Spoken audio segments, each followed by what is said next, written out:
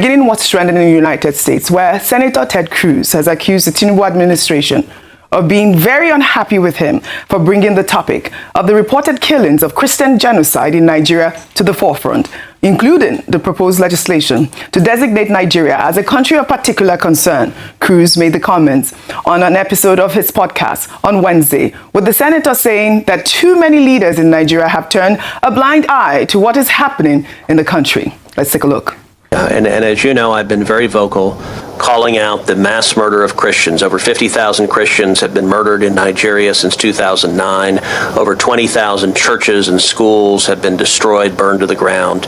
And you have Boko Haram and other radical Islamic terrorist groups that are targeting and persecuting Christians in particular. And I will tell you, the government of Nigeria is very unhappy with me. They have decried my saying this. I have introduced legislation to designate them a country of special concern.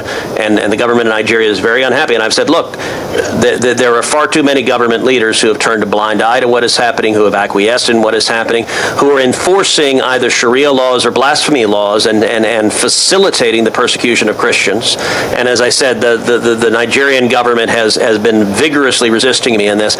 Meanwhile, the Minister of Information and National Orientation, Mohammed Idris, spoke with CNN on Tuesday, accusing Ted Cruz of relying on inaccurate and misleading data to allege a Christian genocide in Nigeria. Idris said that such claims fail to reflect the complexity of the country's security challenges and warned that spreading such claims unknowingly supports criminals whose main aim is to stir religious tension. Let's take a look. But some of the claims made by some officials in the United States based on faulty data, some of them, some assumptions that the victims of this religious violence are largely Christian. Yes, there are Christians that have been attacked, but these, criminals do not just target one religion. They target Christians. Yeah. They also target Muslims. We have seen that in several parts of, especially the northern part of the country. So yes, indeed, we have security challenges in Nigeria, but we also have to recognize that there is a massive drive by government to ensure that Nigeria is ultimately safe for everyone. But for the records, we want to say that Nigeria is a very tolerant country when it comes to religion. We don't want these dangerous narratives to go on because criminal elements and some of these extremists are driving this narrative and pushing people to believe that Nigerian Muslims and Christians are fighting each other. This is not the case. All right, once again, Dr. Bati, we are seeing how this issue has grown to becoming one of global importance, that a senator seems to be following developments on this topic locally. The question now is how to address religious persecution in Nigeria. The minister is emphasizing that, characterizing the attacks as being against Christians alone will drive Nigeria towards unnecessary division, noting that, criminals want to portray the situation as a fight between Christians and Muslims. And that's about the most important soundbite I got from that interview with Mohammed Idris, talking about the fact that this idea of a Christian genocide is actually fueling the terrorists more. Your thoughts? Okay, there's a disconnect in the global information world order, that's what it is called, whereby you have the Western media having a mindset about, what is categorized as the third world.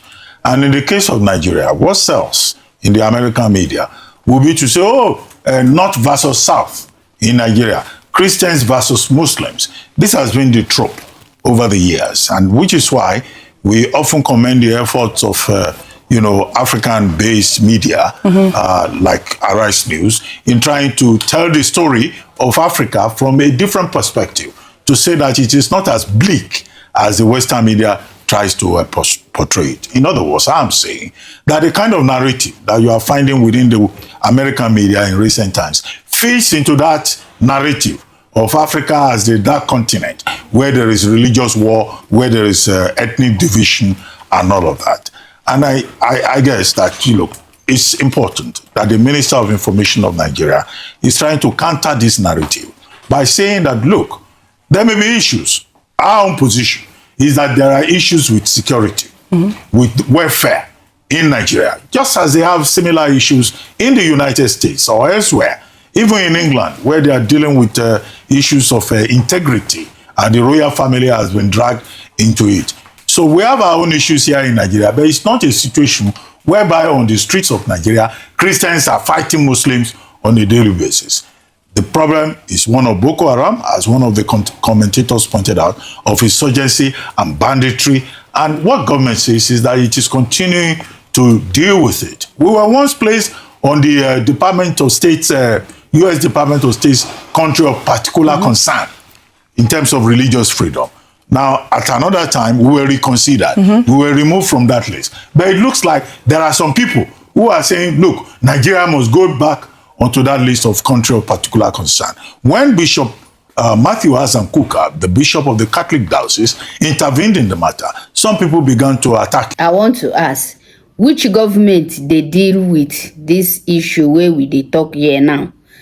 This Abati, I've been awaiting them, they call you. I don't understand you. Which government they deal this issue now? Because what you say now, I heard it that government is dealing with the issue. Which government? The one that is making peace with Boko Haram people, people that are murdering people, people that are buying people here and there. Then they make peace with them. Now you come here, they tell us, say, government, they deal the issue. Make una they talk the truth, oh. The truth where they for matter, make una they bring them out so that people go know how they go help us, especially these foreign countries, how they go help us. Me, I not understand your word. This is why they talk now. Which government now they deal for? Now they make any effort about this insecurity where they for Nigeria now? Which government they do? This government where we there now, I been another one. Make we know. Okay, now make we the watch. A lot of people were killed. It was reported in the papers. This is not Ted Cruz reporting this. No, we are reporting the killings. This is what we have been reporting. Here. Yes. Oji, a child born in 2009, when all of this started, will be 16, getting ready for university today. We are sitting down here. Yes, we don't want our country to be put on country of concern list. But when will our government solve this problem, Oji? Is it because all of us here, none of us, our relatives have been killed? Or even directly affected? Maybe when people that are close to us are directly affected, we will know that it is time to speak up for these people. Oji, these killings must stop, and the government has done nothing about it. They've just been giving marching orders to the military, and it has increased. Look at bodies being buried. Look at pastors being threatened. So who are those threatening those pastors? All right. As regards Father Kuka, this is what I have against him. I can only say this today, and I'll stop. When Deborah was killed, and people raised eyebrow, what happened afterwards? Didn't people go on rampage and protest? Didn't they release those that killed Deborah? Didn't it lead to burning of churches and religious houses in Sokoto then? So why are we deceiving ourselves that these things don't happen? Yes, let's say the truth. Yeah. Because it doesn't affect us. We are here to speak for people. That's why God put us here. Yeah. And God will ask us questions. What we're saying is that it's not That's just Christians are being targeted. Muslims are also being targeted. Yeah, this is the point we have a country Christians are killed. in which we are all living in a pressure cooker situation. Right. The responsibility of government is to make this country safe for all of us. Have they done and it? that's why we say government needs to do more. And then we should not since over 10 years. We should desist from inflaming ethnic or religious passions. And I think that's the right point. Desist from inflaming ethnic passions. Like what the minister has said, the fact that the terrorists are fueling this whole idea and continuing to benefit from the narrative that it's only a Christian genocide. Muslims are also being killed, and we have also seen mass graves of Christians being buried. Now we have charged the federal government on this table to stop the killings. That's really all we're asking. Stop the killings. We'll take another story now. Nigerians on social media have revived the hashtag Justice for Ochanya. In the wake of the 7th anniversary of the death of Ochanya Elizabeth Ogbanje, the 13-year-old... Now you be the main man for this arising news. Now you be the main man. Now because of you, many people still they come to watch this arising news. Because of you and Oji and the other lady. But this man called waiting the Obasi Abina waiting. I don't understand that man. I don't understand them at all. Look at what you are saying in a country that insecurity have accumulated almost every village, every town, every state. Nobody is safe again. People are crying here and there. You come out to say that government are dealing with those things. Government are dealing with those things, and they are spying people here and there. They were spying. Every day you be hearing spying. These people where then they close for grave now. No be spying, they spy them. no be kpai them. Those people are there not Christians that they kpai once. No be even one after the other. They kpai them once and they are belling them once. And here you are telling people that government are dealing with all those things. Government that is making peace deal with the people where they buy people for our country. Now I don't understand this man. If not for the sake of this Osai, I don't think say people go to watch this Arise news. Now because of this man, especially because he used to say the truth and nothing but the truth. And that is why God, they protect them, they help them, they follow them anywhere where they go. My brother, you talk the truth. Until it happen to the play person where they for your body, now that time you go know say something they happen for Nigeria. But as it never happen for their own body, for their own relation or relative, they no go know the thing where people they pass through for this country called Nigeria. Me, I don't understand this man. No, I don't understand your words at all. Muslims are in between the bladder and vagina, causing uncontrollable urine leakage. While most cases develop from prolonged labor without skilled medical care, tragic instances like Ochanya's case can result from sexual violence and repeated physical trauma. I wanted to just highlight really what she suffered for months in a hospital before her passing. I mean, the police or the autopsy report had revealed that she might have died from natural causes. I think that's one of the reasons that they said that they acquitted her uncle. But what about the son, who they say is at large at this moment in Lagos, pursuing a music career? I believe that you, before the segment, you interviewed her older brother. Please, your thoughts on this story. Okay, so thank you. And OG, this is such an emotive story, and it's very difficult to not take, to not feel the pain that Ochanya and her family must have gone through in the last few years. And I'm glad that finally, hopefully, justice will be served in this case, because a lot of people tried, I must say, when this case first came to public light. Now, the brother has said that there was a lot of intimidation and threats to the family when they tried to seek justice in the courts. We've also seen now that thankfully the Benue State government has reopened the case based on fresh evidence and, of course, responding to public advocacy. And so we will follow the case and see how this goes through. Hopefully this time, the son, that's her cousin, Victor, would be made to come and answer for the role that he played.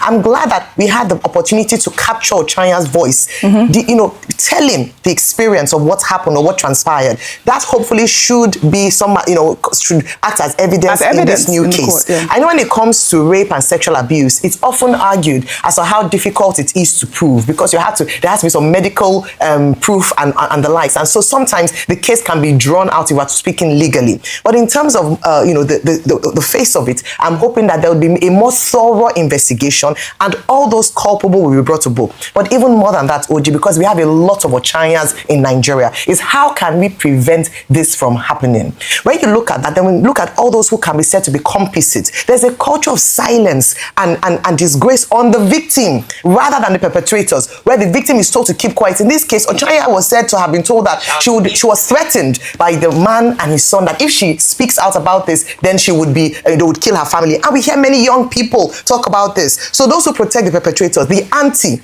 herself, who as a wife and a mother shielded her husband and her son from facing, the sister who was said to have reported the case in the first instance to her dad, neighbors who might have observed something but chose to look away. OJ, we see this a lot of times happening in other parts of the world. We see responsibility by neighbors who call the attention of police and security operatives when they notice something onto what's happening with their neighbors. Why do the neighbors keep quiet? The schools, if you are a school and you notice a difference in a child coming to school, you should raise an alarm. Relatives, other religious institutions. The man is a knight of a religious organization. I'm glad that they've now come out to say that he's been suspended. But why didn't they take action before this renewed call was made? He remained a knight until 7 years later, when the justice for Ochanya came out, the police and other those complices. It reminds me finally of the case that happened in Lagos, and I keep bringing it because this is where justice was served. Yes. In the case of Adegboyega Adeneko, who defiled a 2-year-old in his school. He was a supervisor in the school. And because of the Lagos State Special Offences Court, he was able to be brought to book, and the school tried to protect him. And this is why he said that those who are complicit should also answer for this. Yes. There are many ochanyas in Nigeria. I hope and I pray that we will not fail our next generation of both girls and boys by taking action and ensuring that justice is served. Dr. Bati, 2 questions, please. I know you want to add your comment. Can this video serve as evidence and the fact that, the case had been tried before? Thank you for mentioning the matter evidence. There's no statute of limitation with regard to criminal cases. Rape is a criminal case, it's felony under, the laws of Nigeria. I think section 256. But the problem is how you provide the evidence.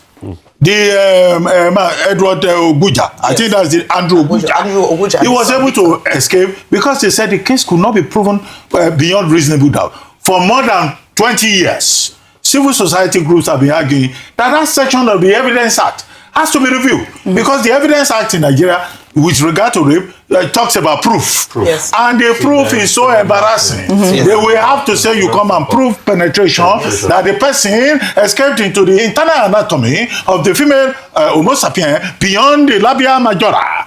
Who is going to prove that? How are you going to prove that? Section 211 of the Evidence Act also says, look, the accused person can interrogate the victim to defend her conduct. Yes. Not to say that she's the one who has been enticing them. That's the madness that you have in the law. We have to take a second look at that. We have to take a second look at how to enforce the Violence Against Persons Prohibition Act. We have to take a look at the Child Rights Act and its proper enforcement. It's because all of that, is not in place. That's why you will have the criminals, the accused persons, that's the proper word. That's the man himself and the son. That's why they could escape. And it's the woman that will get the lighter sentence of 5 months that she was negligent. No child, no daughter, no young girl should be abused in this country. Well said. Nobody should be subjected to sexual violence. Well said. And that is the point that we should make. Well so the state can revisit the matter. There's no statute of limitation with criminal matters. And I was telling the gentleman that came on the program, John Ahmed, that the family too can sue for damages. All right. Very well said, Dr. After all, they are the ones who have lost their loved ones. Very well said. While the rapists are walking free. Thank you for that. Well, I hope that this case will set a precedence for the justice system on how to try rape cases. Justice for Ochanya.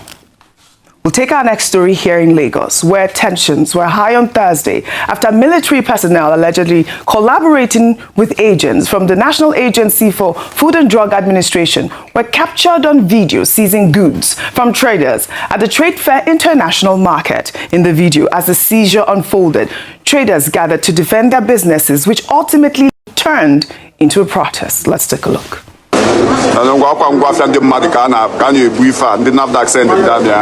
What's good here in the Trade Fair? That out 30th of October 2025. The NAFDAC be a Pulunda Mibia. And me blue amount tank. For how many Black Maria have we ever? 5 Black Marias. Blue in a number on a full truck and a bada. Of a truck, but in mafia. I am Maria India. Happening in BBA now, NAFDAC, they carry soldiers, armored car. This market.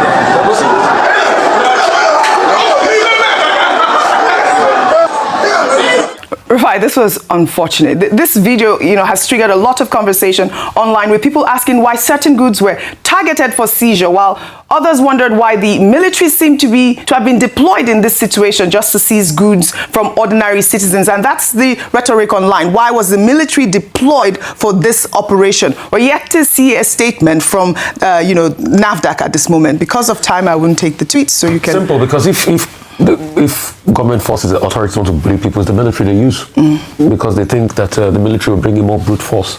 See, we are not saying that NAFDAC shouldn't do the enforcement job. Please, there are 2 different angles to that. You can go and do your enforcement job, but the way you do it also matters a great deal. I don't know how the conundrum ended in Anambra when we had the NAFTA conundrum and seizing of goods, and they said they went to pay money in the back, and they said they collected money from some people. God knows how that ended. Now we are seeing this again. So we are not saying NAFDAC do not do your enforcement, but it is the way you go about it that matters. You going out there, seizing goods and all of that. Anyway, we'd like to hear NAFDAC's reaction to it before we can get a more rounded feel on it. This is because You see, NAFDAC will now come out and say, oh, we're seizing the contraband goods and everything. But the question is, the military going in there, harassing people, it just smacks of the military regime and military era. And that's why the kind of country we live in, and that's why we complain every time.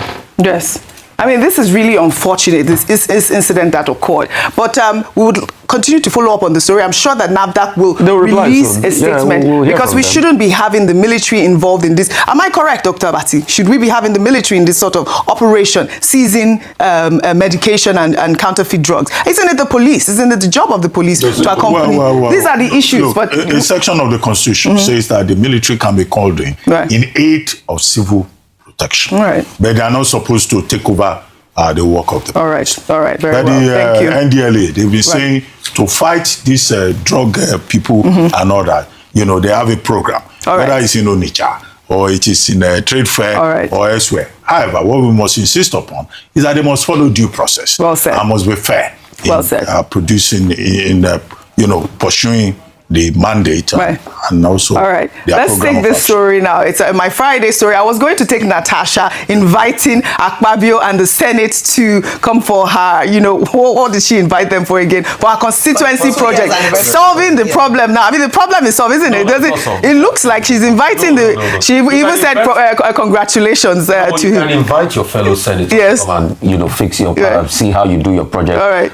Prior to this time, she invites other senators and all that. But they still have a lot of cases in court. But it seems like it's better now at this point. But the fact that she's actually you are fighting for. No, but I don't think so. I mean, I state facts. I don't think so. I like the if it was better, case will be out of court. Out of court, I think it's better. But let's take this story now. Nicholas Ukachukwu, the governorship candidate of the All Progressives Congress in the forthcoming Anambra election, has been trending online after granting a live television interview where he attempted to critique the Soludo administration over worsening insecurity in Anambra State. The politician, however, was pointedly asked about the increasing rate of baby factories and illegal adoption rings in the state. But he went on to describe how his own factories have been shut down due to insecurity. Let's take a look. I've also heard of the increasing rate of baby factories in Anambra State, and there are fresh incidents of violence and encroachment of farmlands. First, what is your assessment of the rising cases of baby factories and illegal adoption rings in Anambra State? Oh, honestly, let me tell you this. I say things in national television and later someone can say it's not true.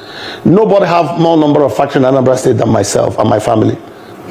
And on that note, I'm telling you right now, I can't remember in recent times once telling you that many industries sprang up in Anambra State. No, insecurity killed one of the factories. As a matter of fact, my factory is under lock because they kidnapped my 6 expatriates. And then the rest, I used to have 70 of this people working for me. The place is under lock and key. The aluminum cementing company was supposed to bring to stream for the past few years. I have not. We lock it down because we cannot be able to run it. The Radisson Hotel there in Anambra State belongs to us also. All right. So what authority says that we love Anambra State, we're investing there. But what nobody can tell you that people are taking over because the factory are struggling. The anchor was completely shocked, Dr. Bati Ayorufai. This video cracked me up. They ask you about baby factory, and this is what happens when all you want to do is pull down. That is that pull down. Yeah. Since this all he came to do, Dr. Bati, quickly. See, you know, many years back, we used to say, "He shall be well with Anambra." When Anambra State was facing serious political crisis. I think we have reached a crossroads now where ahead of the November 8th election, we should just be praying, "He shall be well with Anambra." Yesterday, we had a gubernatorial candidate on this program who said Anambra people should vote for the niggas.